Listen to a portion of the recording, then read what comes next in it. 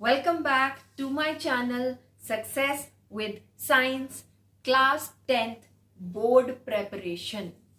Alright, now in my previous video children मैंने ये सिखाया कि आप एक फॉर्मूला कैसे बनाते हो और इक्वेशन लिखते कैसे हैं और उसे बैलेंस कैसे करते हैं. So I have done this practice. If you want you can go and refer to my video number 02. Okay. आज हम अपने बाकी के टॉपिक से कंटिन्यू करेंगे. तो हमारा नेक्स्ट टॉपिक क्या था? Types of reactions, types of chemical reactions. और उसमें फर्स्ट टाइप आप अपना चेक कीजिए नोट्स में, कौन से टाइप के रिएक्शंस हैं? Combination reactions. अब नाम ही बड़ा क्लियर है, कितना आसान है. कंबाइन. कंबाइन मीन्स जब दो चीजें कंबाइन कर जाएं उसे हम बोलते हैं कॉम्बिनेशन. तो अगर मुझे इसकी कोई जनरल सी इक्वेशन लिखनी हो, जस्ट जनरल, तो हम उसे कुछ ऐसा लिख सकते हैं, A plus B forms C. मतलब दो या दो से ज्यादा रिएक्टेंट्स जब मिलकर एक प्रोडक्ट बनाए तो उसे हम कॉम्बिनेशन रिएक्शन कहते हैं. So please note down, I go slow. Combination reactions are the reactions in which two or more reactants combine together to make one product. These are called combination reactions. अब further आप देखिए, मैंने इसे 3 में divide किया है. इसका मतलब कॉम्बिनेशन रिएक्शंस 3 तरह के हो सकते हैं. फर्स्ट, जहां दो एलिमेंट्स कंबाइन करके वन कंपाउंड बनाए. That means where two elements, combination reactions of two elements making one product. Second type, where two compounds combine together to make one product. And third, where one element, one compound combines together to make one product. Such reactants are called combination reactions. तो आइए हम पहला example लेते हैं. ये आपके syllabus की एक एक्टिविटी भी है और बहुत बार इसमें से भी क्वेश्चन आता है. For example, if I take magnesium ribbon. तो क्या आपने लैब में कभी मैग्नीशियम रिबन देखा है? It's a small strip, a thin strip of a ribbon which is magnesium. अब हम इसे बंसन बर्नर पे या किसी बर्नर पे बर्न करते हैं लैब में. So magnesium ribbon when burned in air forms white coloured powder. अब वो व्हाइट कलर्ड पाउडर क्या है? वो है MgO, मैग्नीशियम ऑक्साइड. चलिए अब जल्दी से इसको बैलेंस कर लें. If I put a 2 there, if I put a 2 there, my equation balanced. Okay. Magnesium burns in oxygen, forms magnesium oxide, which is a white colored powder. अब इसमें board में कैसा क्वेश्चन आ जाता है? बहुत तरह के क्वेश्चंस आ सकते हैं कि इस इक्वेशन को आइडेंटिफाई करो, what type of a reaction is it. Alright. Second question, what is the colour of the flame. जब आपने मैग्नीशियम रिबन को बर्न किया तो उसके फ्लेम का कलर क्या है? It's a white flame. If you want you can go to the lab, you can burn it and check. It burns with a white flame. And what is the product? White powder. Magnesium oxide is a white powder. एक और question है जो NCERT का बड़ा common question है कि why do you have to clean the ribbon before burning. उस ribbon को पहले साफ क्यों किया जाता है जलाने से पहले? Now I will tell you why. When the ribbon is kept in the lab, कई बार रिबन पड़ा हुआ ऑक्सीजन के साथ रिएक्ट कर जाता है और उसके ऊपर एक व्हाइट कलर की लेयर आ जाती है मैग्नीशियम ऑक्साइड की. अभी जब आप मैग्नीशियम ऑक्साइड को बर्न करोगे, वो तो ऑलरेडी मैग्नीशियम ऑक्साइड है, so it will resist. So that means what you have to do, first you have to clean the ribbon. Clean मतलब आपने ऊपर की MgO की लेयर निकाल दी और अब क्या निकला अंदर से? Magnesium. Now you burn it. So you got it. ये एक्टिविटी इंपॉर्टेंट है, आपके सिलेबस में है और इसमें बहुत बार क्वेश्चन पूछा गया है. 3 ही क्वेश्चंस आते हैं. Identify the type of reaction, color of flame, why do you clean the ribbon before burning. ये 3 क्वेश्चंस बहुत कॉमन है। तो आइए अब आगे बढ़ते हैं सेकेंड टाइप ऑफ रिएक्शंस। ये तो बहुत ही इंटरेस्टिंग, इस पे हम एक रिएक्शन करेंगे, आपकी डे टू डे लाइफ से इसको कोरिलेट करेंगे। Okay, you must be wondering कि जब आपके घर में पेंटर आता है, व्हाइट वॉश करता है, तो वो क्या सब्सटेंस यूज करता है, कौन सा सोल्यूशन यूज करता है, कौन सा सोल्यूशन यूज करता है? कभी सोचा है आपने वो कौन सा सोल्यूशन यूज कर रहा है? और एक चीज क्या आपने और नोटिस की है कि जब वो वॉल्स को व्हाइट वॉश करता है तो वो उसके 2 या 3 दिन बाद एक शाइनी सी फिनिश देती है। वॉल्स इमीडिएटली शाइन नहीं करती।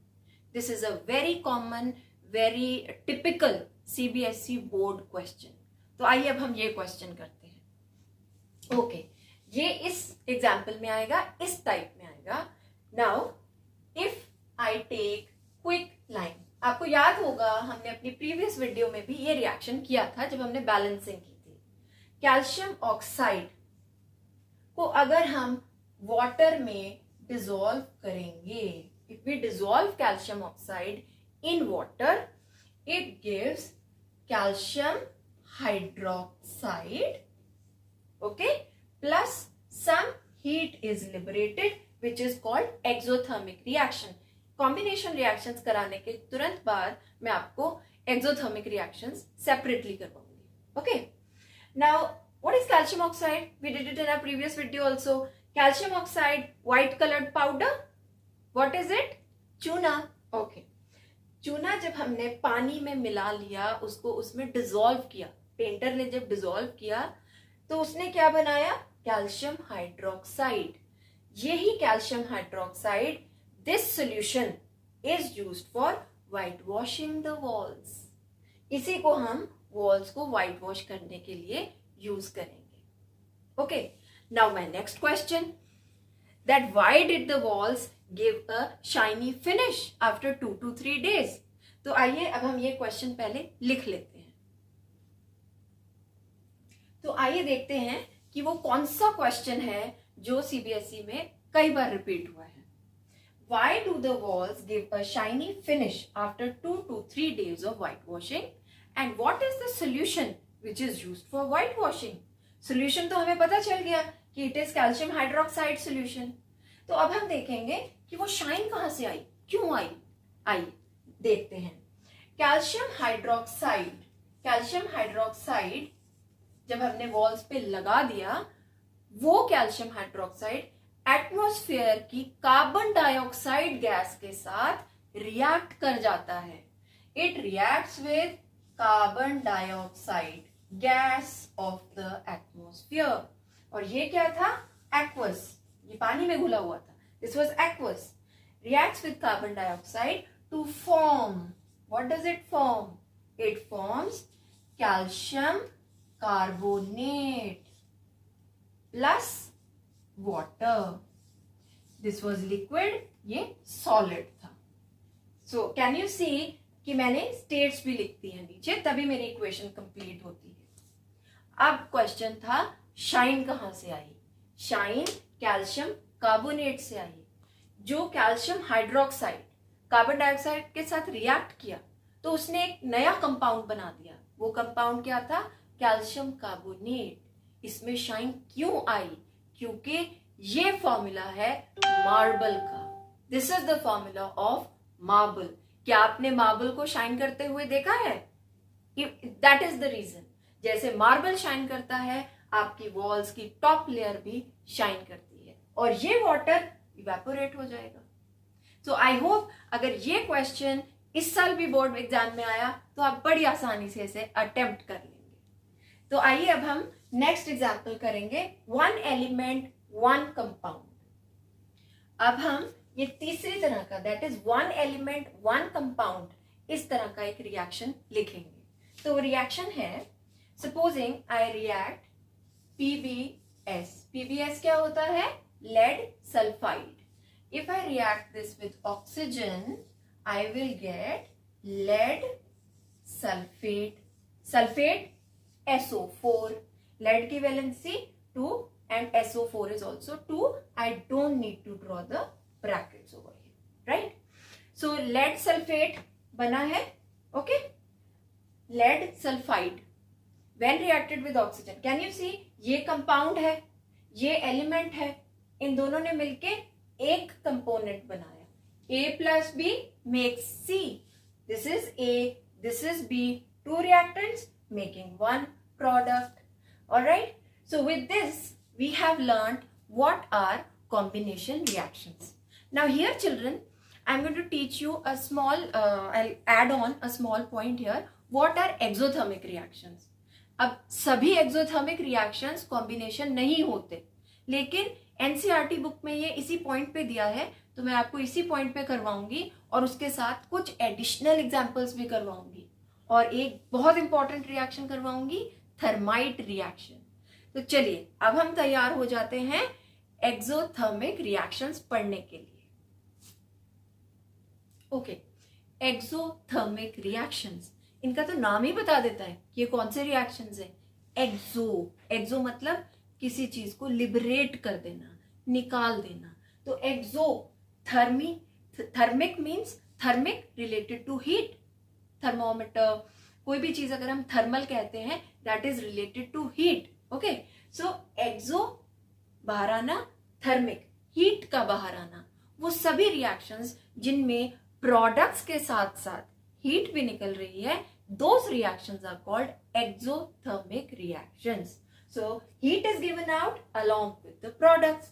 इसका एक एग्जाम्पल हमने कर लिया, 3 बार कर लिया। चूने को पानी में घोला, बाल्टी गर्म हो गई, it became warm, this was first. आपने बाल्टी को हीट नहीं किया था। If you take quicklime in a test tube in the lab and put water in it and shake it, what happens, the test tube becomes warm. आपने तो Bunsen burner जलाया ही नहीं, फिर भी वो वार्म हो गई, दैट वाज एक्सोथर्मिक। एक और एग्जाम्पल करते हैं एक्सोथर्मिक रिएक्शन का, burning of natural gas. Natural gas क्या होती है, मीथेन, CH4। हमने इसको बर्न किया, किसमें बर्न किया, ऑक्सीजन में। और जब बर्न किया तो हमारे दो प्रोडक्ट्स बने हैं, that is carbon dioxide and water. This is liquid, this is gas, this is gas, this is gas. Okay, now quickly balance, let us balance. This becomes 4, right, and this becomes 4. Equation balanced, hit and try. Okay, I told you by the end of the session आप भी ऐसे देखोगे और balance कर लोगे, आपकी बहुत practice हो जाएगी। Okay, this was methane burnt in oxygen to give carbon dioxide, water, and along with that it gives out heat, and the symbol is a triangle. अगर हमने यहाँ हीट किया है तो यहाँ पे क्या आएगा, whenever we put a triangle it indicates कि हीट है। अब जैसे आप कोयला बर्न कीजिए या कोई चीज बर्न करेंगे तो उसमें हीट लिबरेट हो रही है, दोज आर एक्सोथर्मिक रिएक्शंस। अब ये जरूरी नहीं है कि सभी एक्सोथर्मिक रिएक्शंस कॉम्बिनेशन रिएक्शन हो या ऑल कॉम्बिनेशंस रिएक्शंस एक्सोथर्मिक हो। ये हेडिंग हम यहाँ पे इसलिए पढ़ रहे हैं क्योंकि आपकी एनसीईआरटी की बुक में ये इसी पॉइंट पे दिया हुआ है, that's why I am taking this topic over here. Okay, एक और एग्जांपल लेते हैं, आपकी लाइफ से एग्जांपल लेते हैं। आप सभी ब्रीथ कर रहे हैं ना, तो let's breathe and check on my hand. आप अपने हैंड पे चेक कीजिए, did you feel warm? Yes, कुछ वार्म सा फील हुआ। What does this mean? Respiration is an exothermic reaction. मैं जैसे जैसे रेस्पिरेशन कर रही हूं उसमें हीट लिबरेट हो रही है, that I can feel. So one more example is respiration. Okay, respiration is also exothermic in nature. Now one more example is decomposition of vegetable matter into compost. ये तो आजकल बहुत कॉमन हो रहा है, हम सब ऑर्गेनिक फार्मिंग का सुन रहे हैं, हम सब चाहते हैं कि ऑर्गेनिक फार्मिंग की तरफ जाएं, तो उसमें कंपोस्ट बनानी पड़ेगी ना, so that we don't have to use artificial fertilisers. उसके लिए हम क्या करते हैं, हम इसको डिकम्पोज करते हैं ऑर्गेनिक मैटर को, वो क्या बना देता है, कंपोस्ट।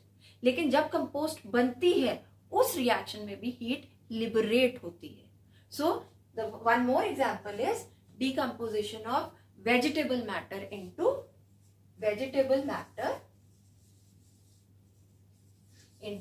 Compost, right.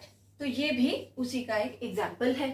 आइए अब हम एक और एग्जाम्पल पढ़ते हैं जो हमारे एग्जामिनेशन पॉइंट ऑफ व्यू से बहुत इंपॉर्टेंट है, और जिस रिएक्शन का नाम है थर्माइट रिएक्शन। ये हम थोड़ा सा डिटेल में जाके पढ़ेंगे, although I will cover it up again in the forthcoming chapters, but here it is to be studied as exothermic reaction.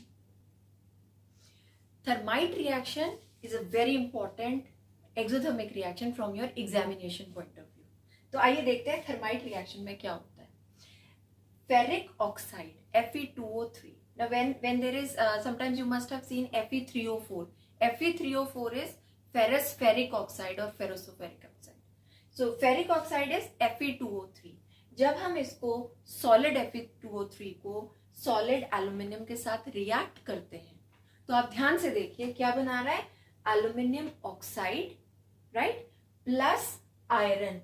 आप देख रहे हैं मैं यहाँ सब में solid solid और solid लिख रही हूँ, लेकिन iron के आगे liquid लिख रही हूँ। This is a highly exothermic reaction.